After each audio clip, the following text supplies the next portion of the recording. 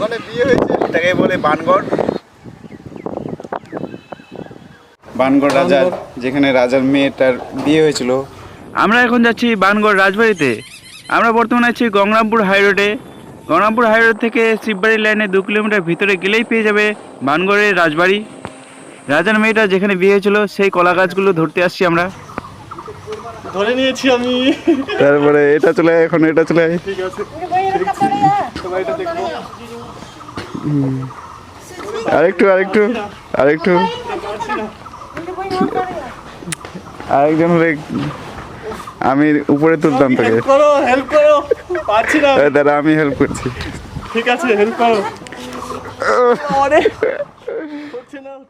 বর্তমান যুগে বিয়ের মণ্ডপের চারিদিকে 4টা কলা গাছ থাকে। আগেকার যুগে যে বানগড়ের রাজা ছিল, তার মেয়েকে বিয়ে দেওয়ার জন্য যে 4টা কলা গাছ থাকে, সেই কলা গাছের বদলে এই 4টা পাথরের পিলার লাগানো হয়েছিল। এই পিলারগুলো দেখার জন্য সবাই দূর দূর থেকে লোক আসে। আমরাও আসি তোমাদেরকে দেখানোর জন্য। এই দাদাগুলো দেখতে পাচ্ছ, এরাও আসছে অনেক দূর থেকে। রাজার এটা স্বপ্নের মণ্ডপ, তার মেয়েকে বিয়ে দেওয়ার জন্য কত মজবুত করে পাথরের পিলার দিয়ে বানানো হয়েছে মণ্ডপটা, যাতে যুগ যুগ ধরে থাকে। দেখতে পাচ্ছ আমরা চলে আসছি এই যে বানগড় রাজার, যেখানে রাজার মেয়েটার বিয়ে হয়েছিল। তো দেখতে পাচ্ছ 4টা কলা গাছ আছে। এগুলো কিন্তু পাথরের কলা গাছ। তো অবশ্যই 4টা কলা গাছে এরকম সবাইকে ধরতে হবে, যেন যাতে ধরা যায়। কে কে করতে পারে আমরা ট্রাই করলাম, ট্রাই করে দেখবো, ঠিক আছে? আমরা ট্রাই তো করবো। চলো চলো ট্রাই করে দেখা যাক কে ধরতে পারে। আর যে ধরতে পারবে, যে জিতবে, সে- তার খুব লাকি আছে, Lucky। 100%। ধরবো এখন এটা, তো দেখা যাক। আমি এক এক করে। তো প্রথমে আমি ধরবো, ঠিক আছে? আমি না, সরি সরি সরি, প্রথমে উত্তমদা ধরবে। দেখা যাক এই গাছটা ধরতে পারি কিনা। 4টেই আমরা ট্রাই করবো, দেখা যাক পারি কিনা। আর একটু একটুর জন্য ধরতে পারছে না, ট্রাই করতে হবে। ওইদিকে যা, এদিকে না হাতে।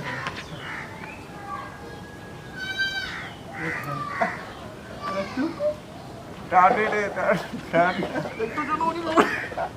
ওকে, ফাইনালি ধরে ফেলেছে। হয়ে গেছে। আরেকটু আরেকটু, এত পিছলে করছে না, কি বলবো আর। হ্যাঁ, হয়ে গেছে। ওকে, ফাইনালি হয়ে গেছে একটা।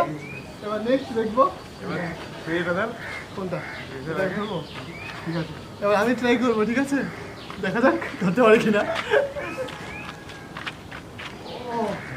ওকে, ধরে ফেলেছি। কি বলবো, এই তো ধরে ফেলেছি। ছোট আছে, অনেক ছোট আছে।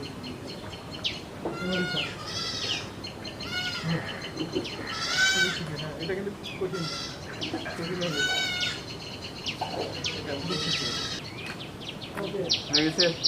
ধরে ফেলেছি।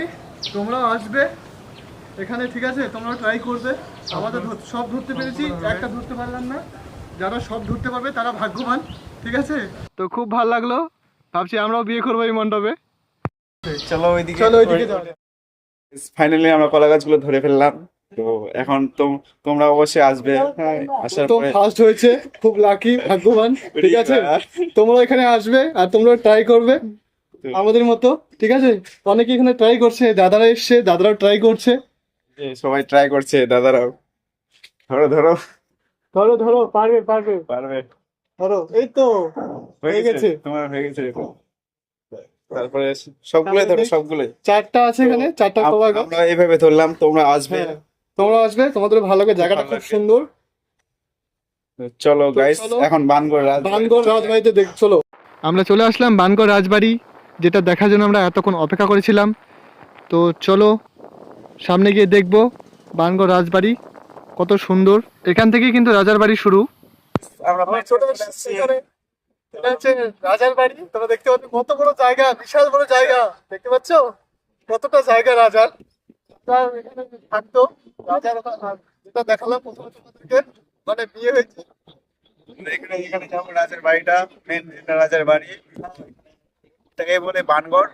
তো চলো, আর ওইদিকে আছে 1938 থেকে 41 সাল পর্যন্ত কলকাতা বিশ্ববিদ্যালয় কর্তৃক খনন করা হয়েছিল। দেখতেই পাচ্ছ যে বানগড় রাজা, এখানে রাজার বাড়ি ছিল। তো সব তো, বাড়িটা তো এখন ভেঙে গেছে। তো ইটের যেগুলো যেগুলো ইটের জিনিসপত্র আছে, তো সবগুলো দেখা যাচ্ছে। এখানে সবকিছু আছে এখানে। আরো আরো নিচে আছে, হয়তো বাড়িটা ভালো করে বোঝা যাবে, কিন্তু উপরে উপরে শুধু বোঝা যাচ্ছে যে মনে হয় কিছু বাড়ি বাড়ি ছিল, কিন্তু আর উপরে সেই নিচে তো খুঁড়তে দিচ্ছে না, তাই জন্য কেউ খুঁড়েও নি, বোঝাও যাচ্ছে না। তবে সবাই বলে যে এখানে বানগড় রাজা ছিল। হ্যাঁ, তো তোমরা আসবে, দেখে যাবে কেমন একদম। কেমন বাড়িটা ছিল, কেমন জায়গাটা ছিল। আর এরিয়াটা দেখবে যে বিশাল বড় এরিয়া, বিশাল বড়, ওটা ফাঁকা আছে মাঠটা।